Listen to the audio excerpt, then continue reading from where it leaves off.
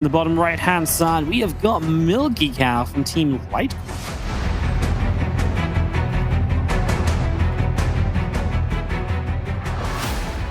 And up here in the top left-hand side of the map, we have the red Terran player from Le Coca Petit. It is MarineLorD. Pretty sure I got that name wrong. I got the word Coca in there. Good job. It's like Le Coca's authentique petite or something. Yeah, hold on. I'm gonna get this. You Right? know, Wikipedia. Coca authentique pepite. Pepite. I can't tell if it's pepite or pepite. Why are you looking at it? On Wikipedia. Oh, I see what you mean. Is it pepite Yeah, I got no or idea. pepite? I've got no idea. Coca authentique pepite. I'm gonna say pepite. Pepite. Pepite. But probably just pepite. What does that even mean?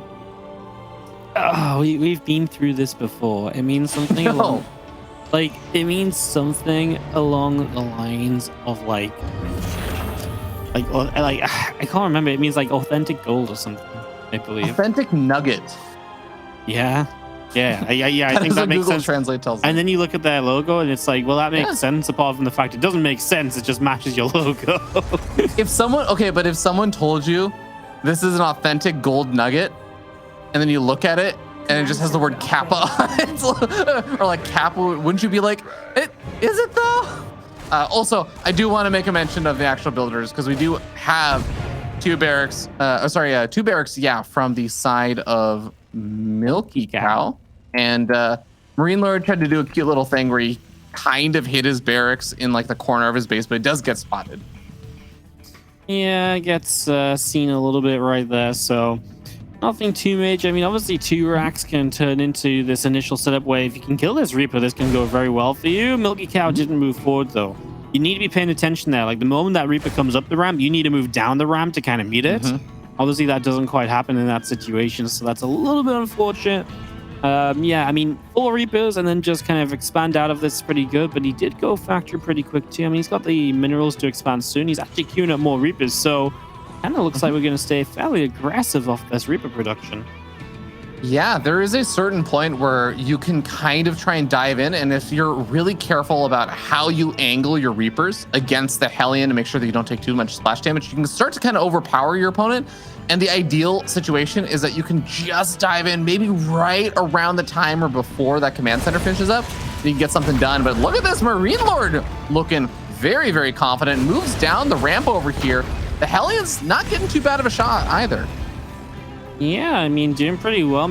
It's kind of scary for MilkiCow, right? Because you are being pushed home, and you've been the typically more aggressive player here initially. If those Reapers regenerate, brilliant, but they are all such low HP. The Hellion gets here, now it kind of turns around. I mean, it's complete chaos. Grenades are well placed on either side, really. I mean, honestly, it was more or less just a decent trade outright. I don't think anyone really comes out of this super far ahead. I mean, MilkiCow loses 5 Reapers. I guess you could argue that's a lot of gas investment for not a lot gained at the end of the day, so... yeah, maybe MilkiCow wins out. MarineLorD wins out. Yeah, I think so, especially considering like the command center comes out a lot later and everything. You also look at the timing for like the starport, which is still only like 60 or 70% done. I really think that MarineLorD, it's like you were saying before, right? He basically invested into having like fewer of those units and everything earlier on. And I feel like he just kind of gets away with it. And now the Cyclone's out. Big Daddy Cyclone don't care what units you have, you're done. The aggression is done here. Yep, this one is a write-off. So Cyclone Pops shuts that down, and now we go into a Banshee from MilkiCow, which almost feels like I need to do more damage, and I need to do it in a bit of a weird way. Banshee not always seen in this matchup, simply for the fact that obviously Ravens are very good, but this isn't Cloak Banshee. So while the Ravens would detect without the cloak, it's actually just still looking to get some workers killed. Hoping the Cyclone is out of position, you can get in, get 3 or 4 workers, get out. Do that a couple of times and it goes a long way. So it's a risky investment. We'll see if it pays out at all. At least it's not Cloak Banshees, in which case I wouldn't like it at all, just simply for the fact we obviously already have Ravens coming out. Yeah, I think Cloak Banshee a little bit more rare to see, but occasionally you do see it in these TBTs. I think even if you get the Ravens to maybe expend some energy and stuff, but keep the Banshee alive, that can still be nice.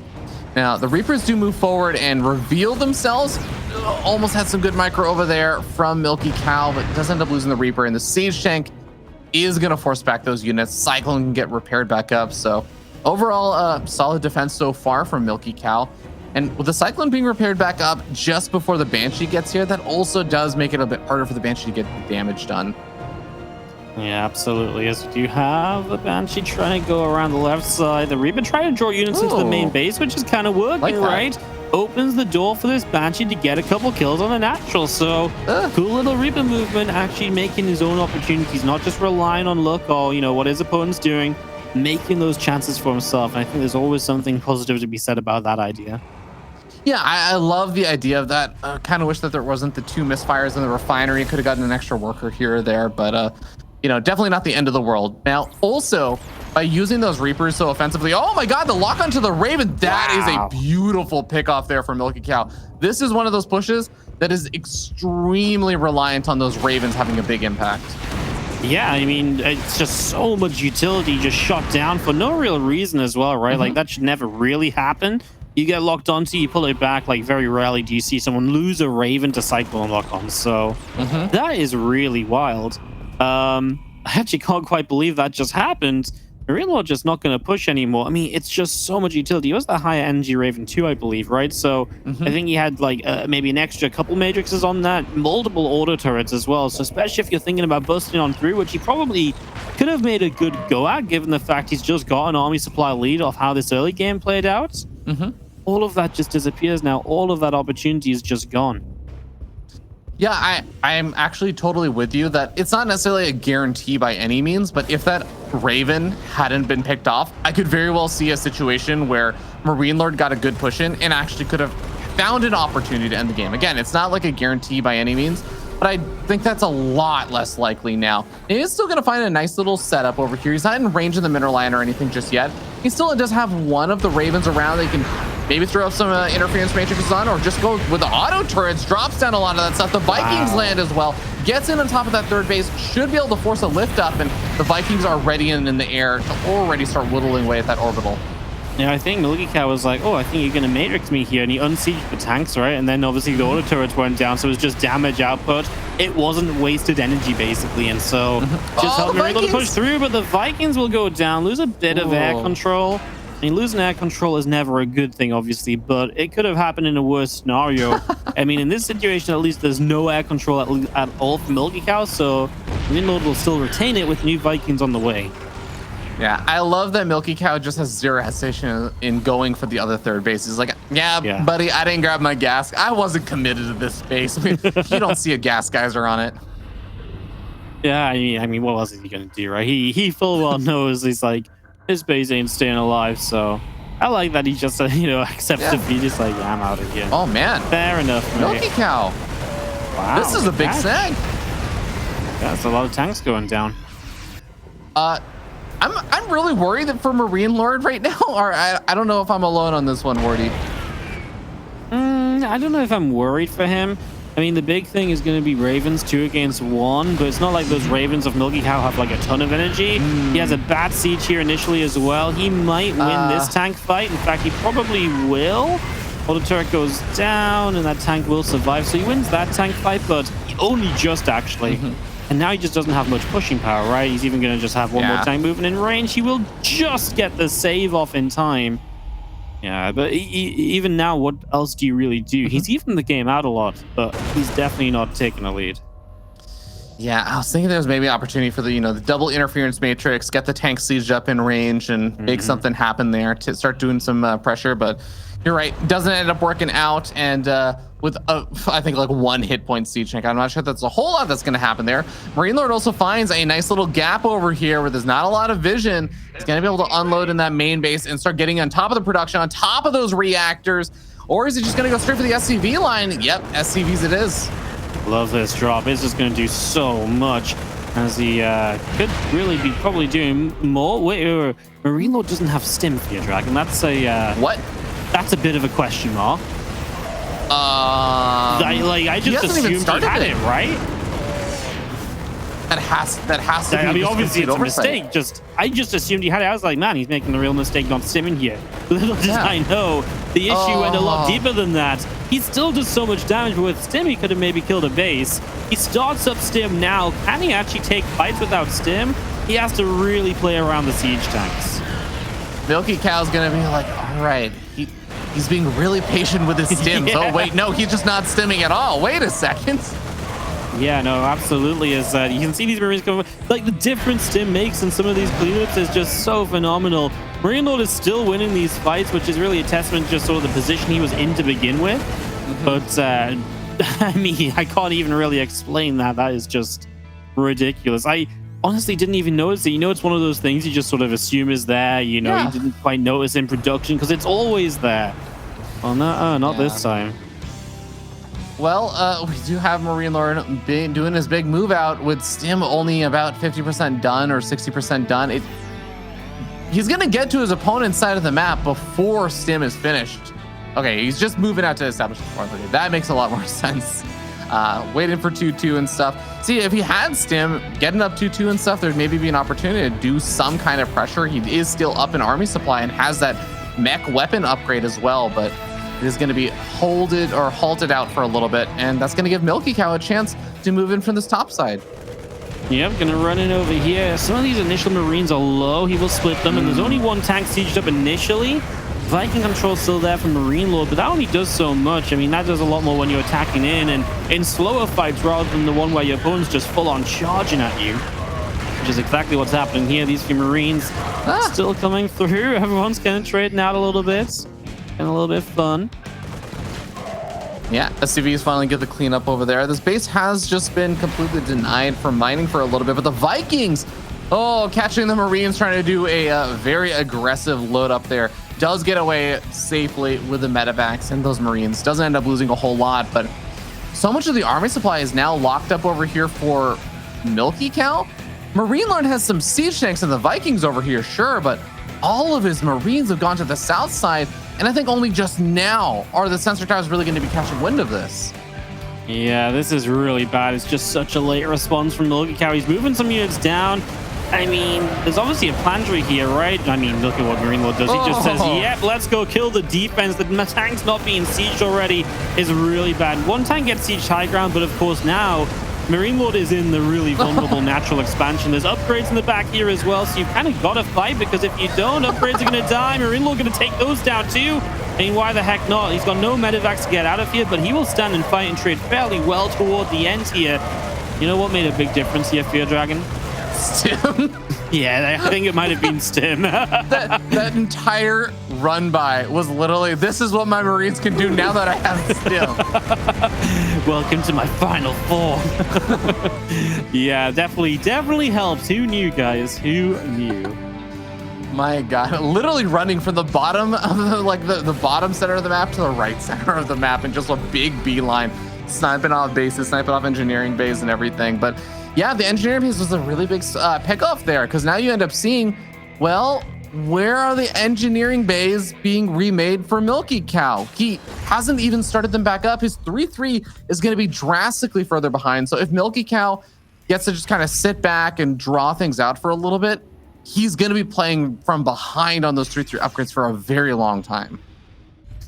Yep. I mean, that's the really tough part, right? It's like, what do you actually really do here? You kind of got to be the one to make plays, and yes, you got the army supply lead and stuff, but making plays on a map like Romanticide is really, really difficult. You know, it's a really defensive map. When you see Soul and Marine and Clem play this map, this map goes on forever, and for good reason, because you're just not meant to be the aggressor, because it's so hard to be the aggressor. Once those sensor towers up and stuff, so yeah, MarineLorD gonna hit the 3-3 upgrades or so, and I mean, the same thing applies though with upgrade lead. It's like, well, what can you actually do? Still not like a lot. Yeah, another sensor tower going up on the south side of the map just to ensure there's a little bit more coverage there for MarineLorD. Even has some Marines positioned along the bottom to spot out for drops.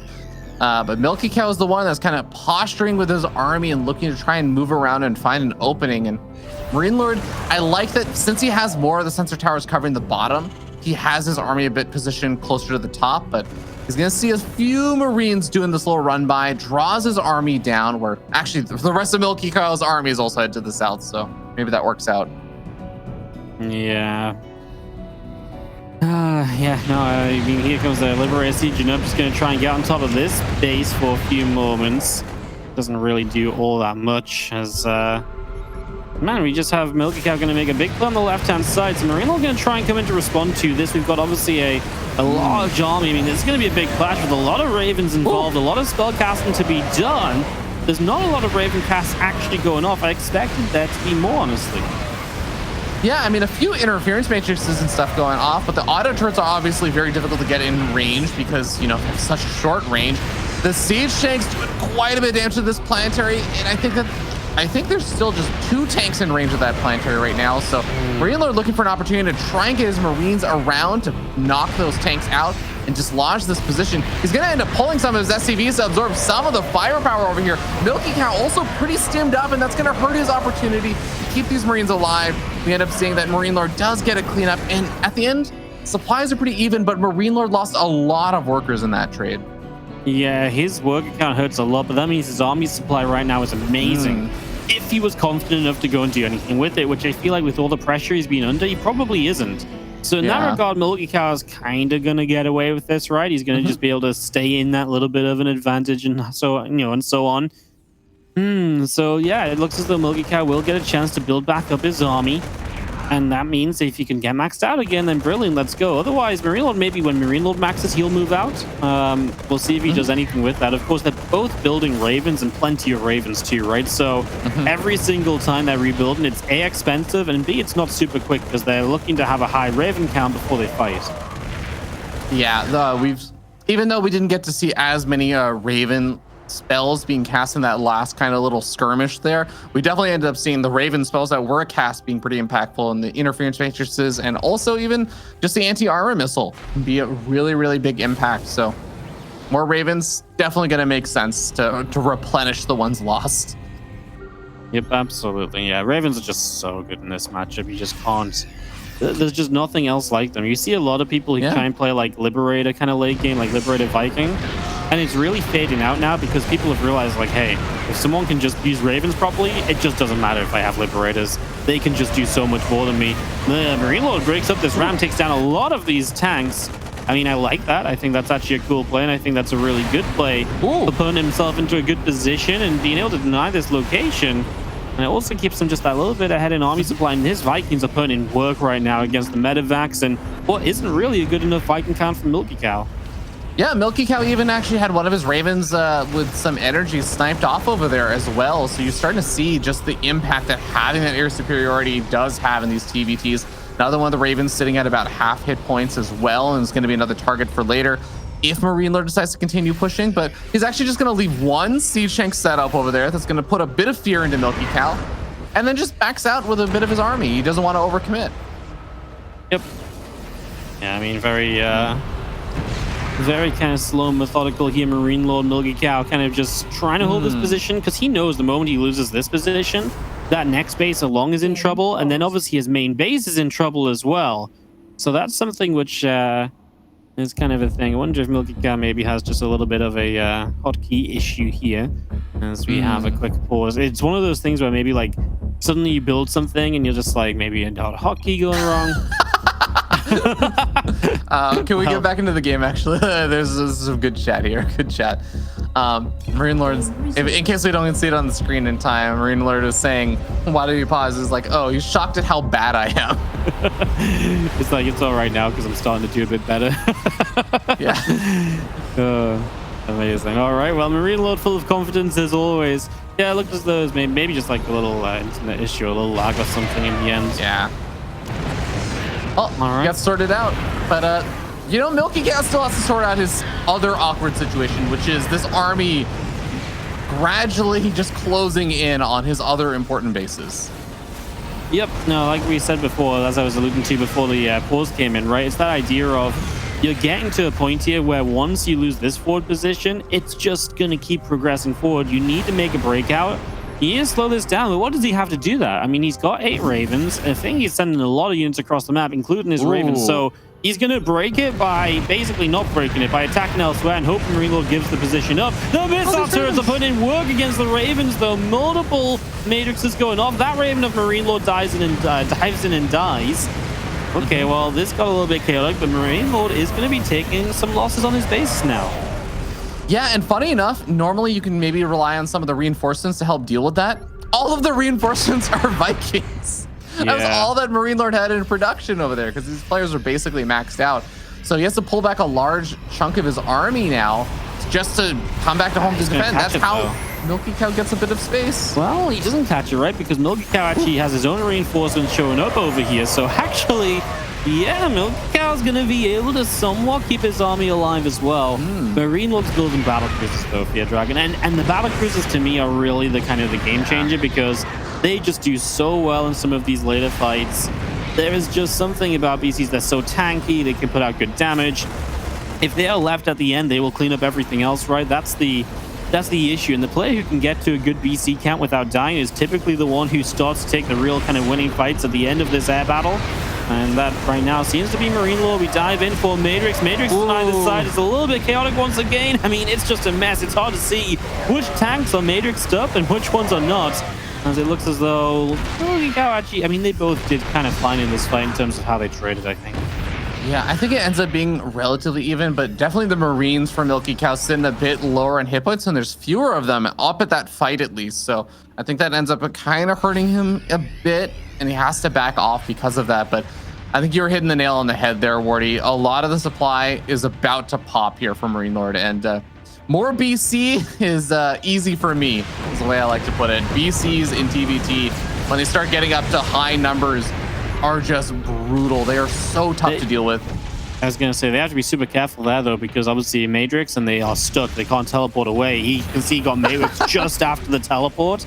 So if that goes down like a split second sooner, that's a dead battlecruiser, and they're expensive. So I love the idea of harassing with the BCs, but we've got to not get carried away. We can't put them into stupid positions and just expect them to hold their own. You know, they are still expensive, and you got to babysit them a little bit.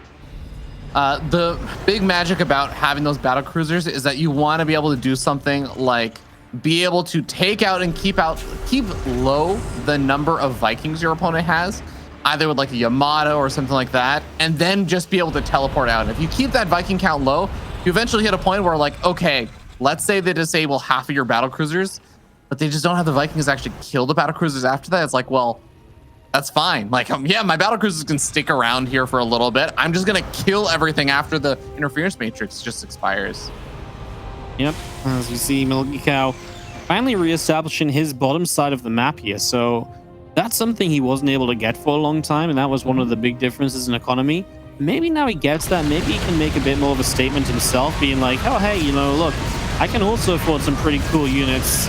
You'll see right now MarineLorD's bank is kind of back in his favor as this planetary is not going to go down. I feel like he actually targeted SCVs, and if he just targeted the base, he might have killed it. Hey, whoa, the Marines are here. Not a good teleport. Cool idea from MarineLorD, but really well counted by MilkiCow. That was, wow, that was actually, that really backfired, huh? Yeah, you know, I'm not going to say that it was like the worst idea in the world and everything, but if you have 10 orbitals, just scan it. Yeah, I know it's a split second thing though, but like I think it was an attack that he basically started. So I would have loved if he had done like a little bit of like scanning ahead and stuff, but maybe that's something you can just do next time. Yeah, reconnaissance about where you might think about sending those BCs to, and just have a rough idea. Yeah, I can get behind that idea. Definitely would have been nice not to lose 2 battle cruisers. Not going to disagree with that. Obviously, Ravens have a huge role to play in these fight. Matrixes and anti-armor missiles are still going to dictate a lot of what dies. So far, this is MarineLorD, who is trading well against the army, but is losing a little bit his positioning. So having a little bit of trouble here and there. As you're just going to see these Vikings coming around.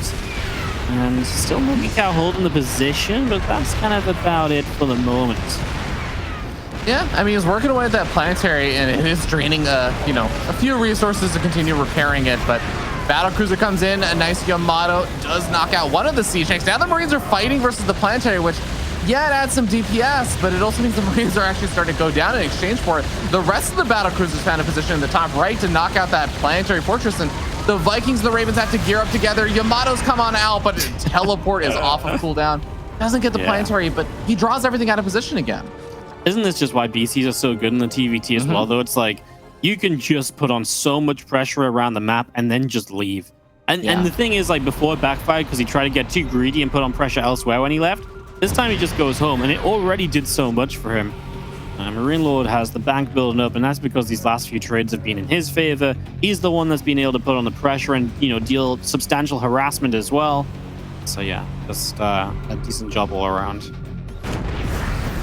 Some low health siege tanks. I think one of them is going to be in, or both of them are going to be in a lot of danger if there's actually a big fight over here.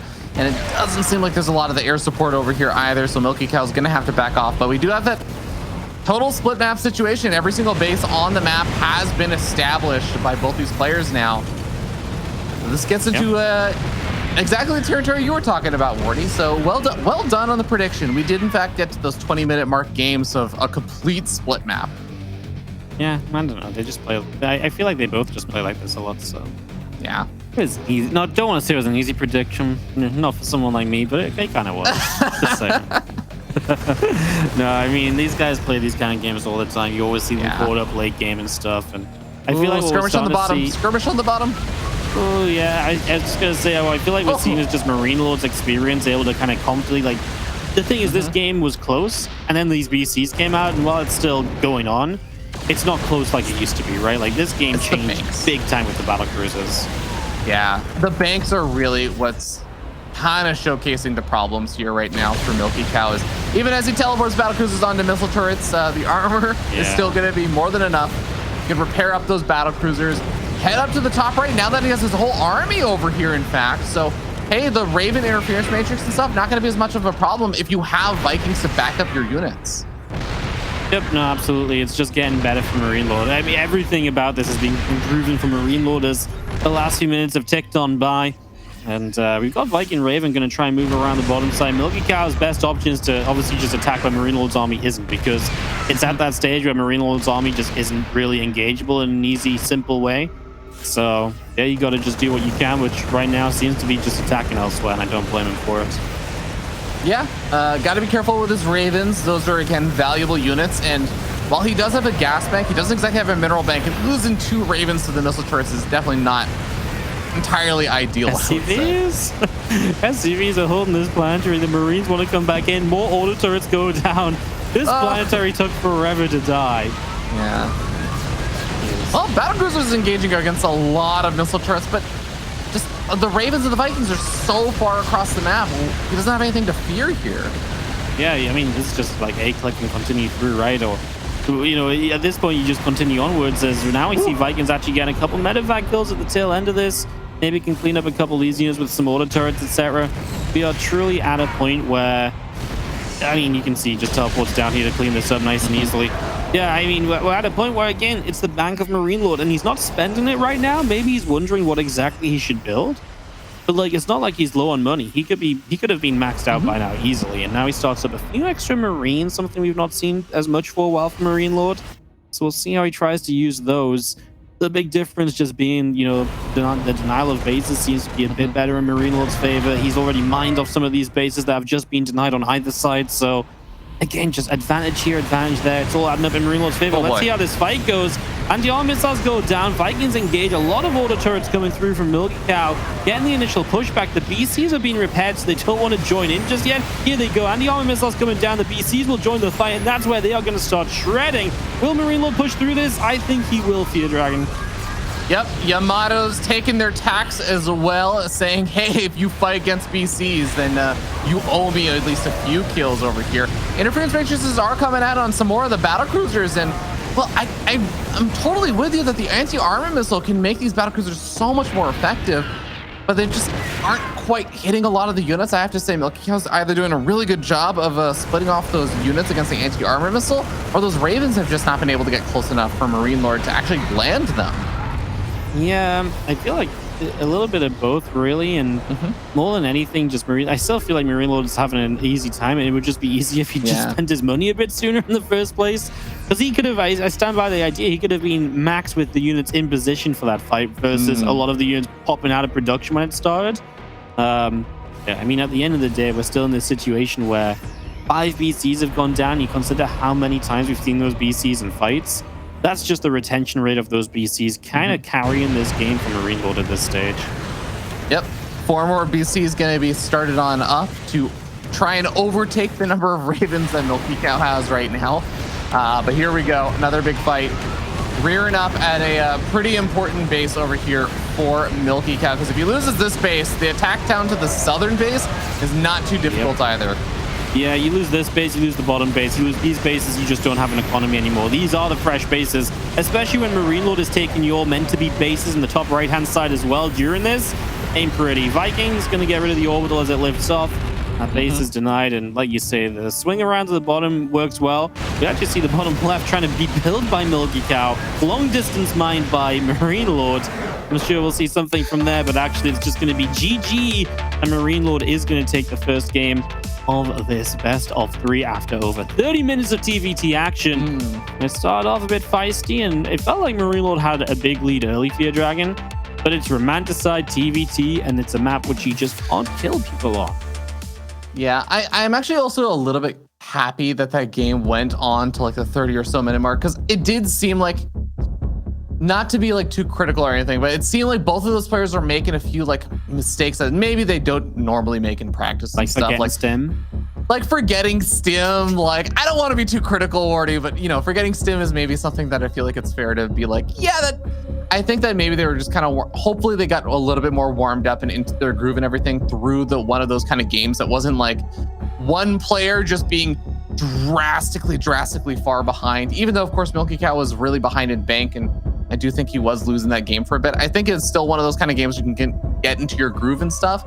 And now we'll maybe get to see a game 2 where maybe those opening early game parts of the game are a little bit cleaner and stuff. They don't have quite as many kind of like, oh shoot, I messed up this part kind of thing, or I miscontrolled this kind of moments. You know, it's funny because I feel like MilkiCow is really good at these kind of games, and it really showed. It's just MarineLorD is also like really good at these kind of games. I feel like if MilkiCow could get to this sort of stage against some of the other Terrans in Europe, he'd actually just have like a really good time. But MarineLorD is probably better. I feel like a lot of the time I'd rather have MarineLorD in a game like that than someone like, this is like maybe a bit outrageous, but someone like Euthermal or like maybe even Hero Marine at times, you know, because he almost wants to play for that late game. Don't get me wrong, those guys are fantastic in that late game too. As I said, I'm kind of like, well, actually all the Terrans are kind of good at that stage, but MarineLorD really strikes me as the kind of guy that loves being there once he can get there. So once he's there, and I'm not saying getting there is easy every time, once he's there though, he's just so freaking good at it. And this was true. He sat through thick and thin to get those battle cruisers up. They got up, and he really kind of used them fantastically, bar that one time he teleported into the Marines. Yeah, I mean, I think you aren't exaggerating it at all, because we have seen previous seasons where MarineLorD has been able to take out some of those really top-notch Terran players and, you know, take maps or even series off of players like a Hero Marine and stuff in some of the past DreamHack seasons. So I don't think you're wrong to say that at all.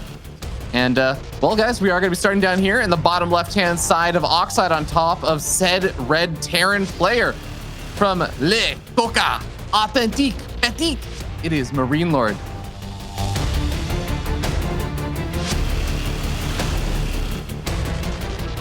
Top right hand side of the map, putting up a heck of a fight, and you can see the potential just shining off of him. It is MilkiCow.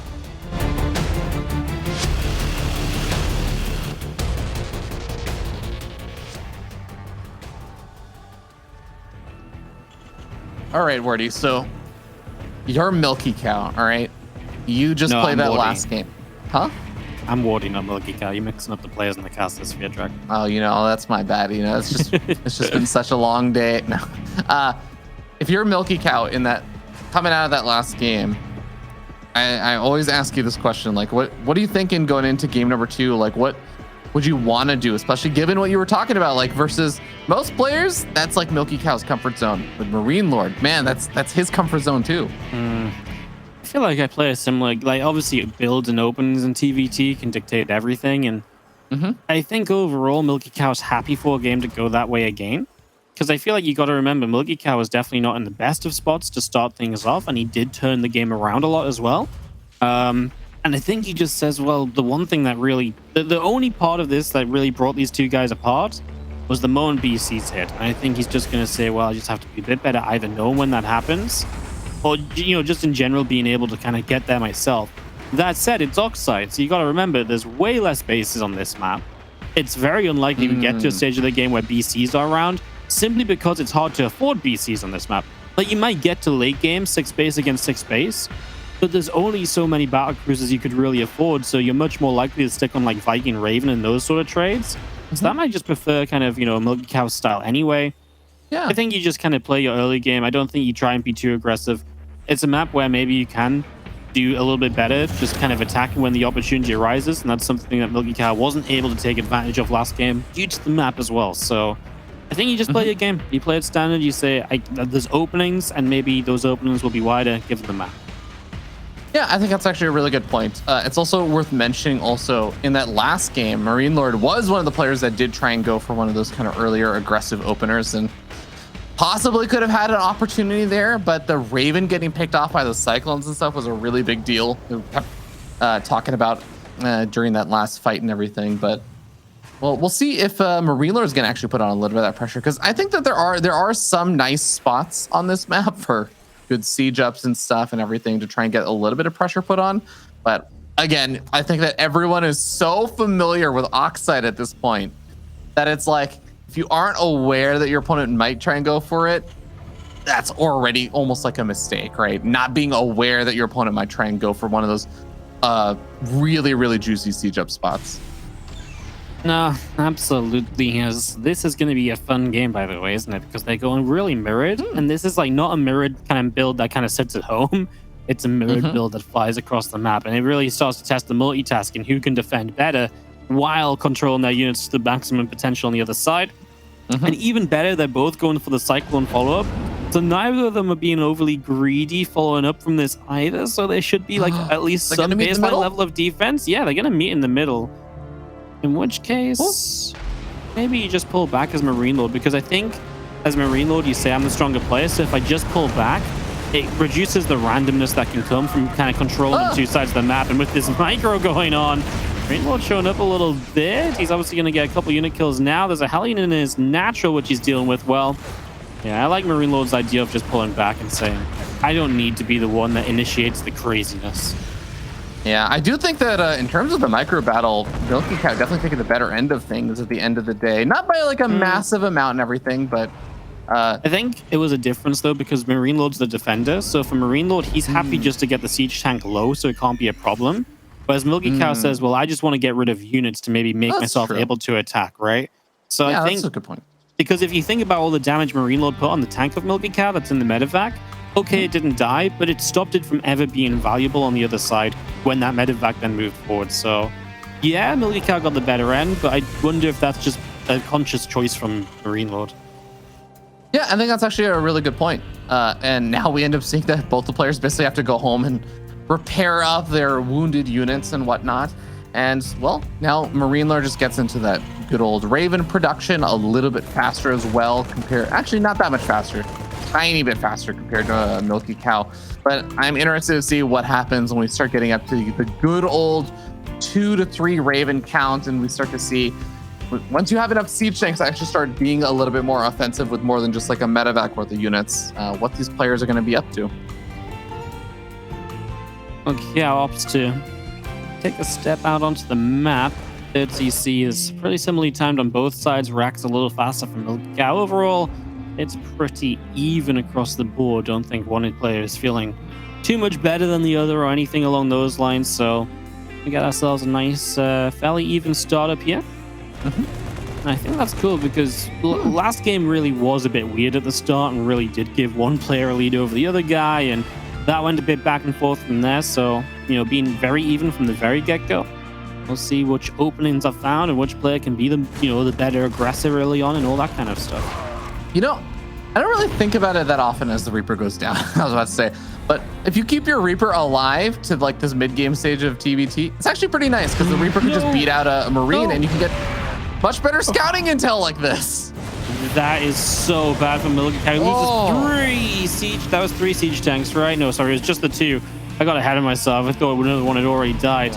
They got blasted. That is all of the auto turret energy, right? Though There's no more Yeah. interference mixtures or anything left. So can you still be aggressive now? Probably not, but I mean, for 2 tanks for free, basically. Oh, yeah. I think you're just happy to back away and say that's my advantage for the moment. I was kind of wondering about the auto turrets because yes, you got 1 more tank, but it was a lot of auto turrets. So like you say, it does maybe take away chance. I think you take the opportunity while it's there, right? It's Totally. energy, so it's free. Take that opportunity when it's available to you, not a, well, maybe I can get a good Matrix a minute down the line. Uh-oh, those Ravens have to be careful, and they do get out for the moment. Yeah, and Marine, where are you going, buddy? Orbital command. I think you might need to comsat a better location to land. Yeah, he doesn't want to be Whoa, just having a whoa. mind of his own. Oh my goodness, man. That weakens some MilkiCow. Oh no! MilkiCow's having Oh a bad no! Now time. the Vikings are here to chase down the medevac. Yeah. This has been a disastrous minute and a half for MilkiCow. Do you think it's one of those things where you lose a couple tanks, right? And then you just be like, oh god, can't believe this. And then the next thing you're like, right, I'm going to make up for this. And then you just like that little bit flustered. And so you continue to kind of make those mistakes, which you wouldn't maybe usually make. Yeah, It feels a lot like that right now. I call it the DDR effect, right? Like if you've ever played Dance Dance Revolution or like Step Mania or any of those kind of rhythm games, no one misses 1 step and it's just like, oh darn, I missed that 1 step, but it was only 1 step. Everyone always misses like 1 step, and then they miss like the next 8 steps before they get back into their groove. I feel like that may have been the case. Yeah. Yeah, it's like that whole idea of like the recovery of your rhythm is like a whole different skill. And it's definitely true in StarCraft as well, getting kind of back to where you want to be. Well, does have a nice little upgrade lead this time with 1-1 finishing up a decent bit ahead of MarineLords. He has his +2 weapon started. There's +2 armor as well, so he'll be able to maintain that lead for a little bit. MilkiCow, that is, yeah. Yeah, of course. The upgrade lead is definitely nice. It's really, really good to have.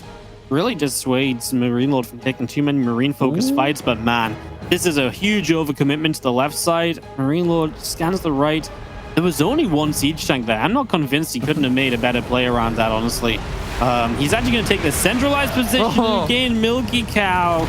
Too much indecision about where he wants to be and where he doesn't want to be, and he just doesn't take those tanks the right way. He goes left, he goes right, and then they blow up, and it's just been the story of this game that there's been so many moments where MilkiCow's just been unsure, and it's cost him big time when it comes to the fight happening. As here we go, moving through. Auto turret's going to go down. There's just so many tanks from MarineLorD. This is the advantage that's built up all game long, this tank count, just from like 1 tank here, 2 tanks there. And now this tank count is like almost impossible to get rid of, and MilkiCow just has to type out GG. MarineLorD is going to make it the 2-0.